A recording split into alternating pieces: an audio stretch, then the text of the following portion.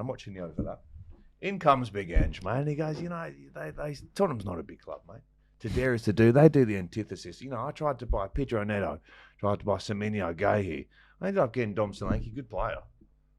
3 teenagers as well. So, they talk about trophies being big, to dare is to do, but they're not a big club. Never will be, mate. Yeah, spot on, mate.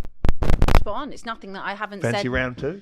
Till the end of the season? It's nothing that I haven't said myself many, many times, what he said. To dare is to do. You don't dare, you don't do. You cut corners. He's got a point. Everything he said is spot on. It's nothing different to what I have said many, many, many times. Many times. Could he be more accountable about the league performance? 100%. Probably. Now, someone tried to call me out on this morning in the comments because I put a comment back on the overlaps thing saying fair play. And someone tried to call me out on it and be like, oh, but shows how much you wanted him gone. It's like, there can be two truths. Two things can be true, at Abby. the same time. How many times have we said it now? It's true. You can look with Ange, as you all know, I was very late to the Ange out parade. I really tried because I like the man. I like him. I like that he's got that aura. I like that he's got the energy. I like that he doesn't take crap from people and he says it how it is. And I love that he's given us one of the coldest moments ever in sporting history by backing up what he said he was going to do. However, you cannot lose 22 times in a season and keep your job. It is not okay. Can't do that and finish 17th.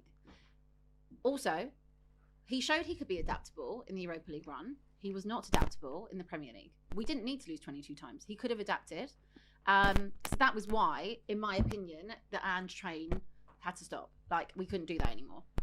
But did I enjoy Ange ball when it worked? Absolutely. If the board would have said, because of the Europa League, we're giving him a 3rd season, would I have been annoyed by that? I would have said, nah, go on then. Do I think he probably would have been sacked by October? Oh, yeah. Quite possibly, yeah. But yeah, he's not wrong in anything he says. And the things he called out about, wanting to sign a Gahey or a Semenyo or a Neto, these are things that have been there and happened at the football club for years and years and years. If I gave you a list of all the players I know factually that have come into Tottenham, been so close to signing that have ended up at Chelsea or have ended up at Liverpool. Diaz. The list is endless, there's loads. right? And that is because Tottenham, in terms of off the pitch, are great. How they manage to balance the books, the net spend, what they've built as a business, all of that, spot on, mate. Brilliant how you run it as a business. But what I always say is, in terms of the football pitch itself and what happens as Spurs, as a football club, which at its very core of this business is the main focus and should be, that ownership doesn't deliver. And that's why we'll always blame the board and everything will come from the board.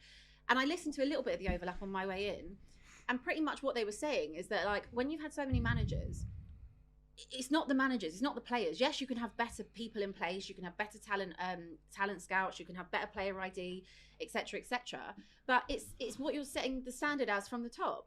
So everything they've said, any Spurs fan will tell you, it's not news to us. It's stuff that we call out every single year, and just falls on deaf ears. And until we get a change of ownership, we're going to continue to repeat the same cycle over and over and over again. This is nothing different to what you've been saying for years about Tottenham Hotspur, but how does it look optically when the former manager, who did win you a trophy, as we know, cold mic drop moment and all that, he dubs Tottenham a small club? Obviously, he throws in a few complaints about the wage small structure. Club or not a big club? Well, he said they're not. Oh, it's the same thing, isn't it? But he's They're not a big wrong. No, it's not really. No, I don't think so. I don't think it's the same thing. But what he's saying in that, he's talking about the mentality of the football club. Sure. Which, again, I've called out many times. Which Tottenham isn't one of a big six No, club. not at all. Right. Tottenham are a big club. They're also the 9th richest club in the whole world, might I add. But look at the way that they operate. Look at the terms of the wage structure. It's impossible to compete with teams like a Manchester City or a Chelsea or an Arsenal or any of those, or Manchester United, any of those clubs, when your wages are so low. Tottenham on paper is a brilliant place to be in terms of the project, the infrastructure, what it could be. It's in fact a bit of a sleeping giant if it had the correct ownership and the correct backing. But when you have the wage structure that is so regimented and so strict, why would someone pick to come to Tottenham when they can go in and double the amount of wages either across London or up north or whatever? You wouldn't choose to come there. So the way in which they operate is so small. They operate on budgets which are the same as a Brentford, a Burnley, a Brighton. But you're not any of those teams. You are Tottenham Hotspur, and your expectation and your ceiling is a lot higher because of what has been built for you, and the expectation over the last 100 and however many years, 150 odd years.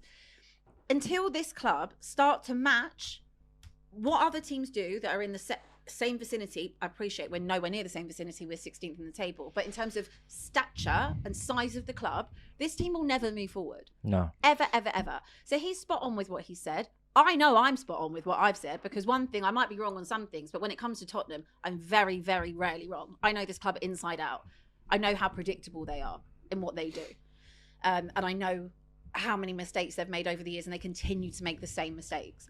So when I say it will always stem back to the ownership, because they are the ones that set the wage structure. They are the ones that won't break the bank. And when you're the 9th richest club in the world, it's unacceptable. I think with the amount and the turnover of managers, it can't be them anymore. It has to be the owners. And this obviously comes I told after you this losing 4 managers ago. at home to Newcastle. He only managed 2 wins in 17 games. The timing of this interview couldn't be better from an overlap perspective. But I do think when you look at the result, 2-1 at home to Newcastle, you know, it's not the worst result ever, but it's a culmination of what's happened. I don't know if any of you watched it, but the performances. It's the performances.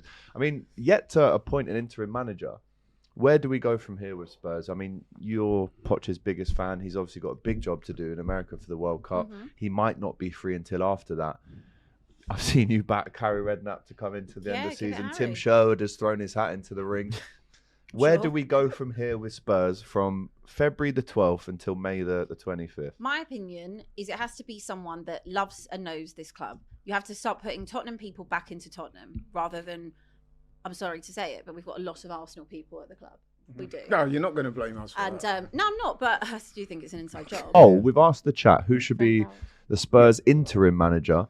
26% say Harry Redknapp, 16% say De Zerbi, 9% say Defoe and King, and 49% of you say Sol Campbell and Robbie Lyle. I'm sure you lot do. But the Jermaine Defoe one is something else I said yesterday. Like, Jermaine's done his coaching badges, loves the club, is Spurs through and through. If Harry comes, you have a little bit of Defoe in there. You bring as like Jordan, assistant you have manager? Allen, get Nico Cranchard back. He's a It's terrific just player. fine.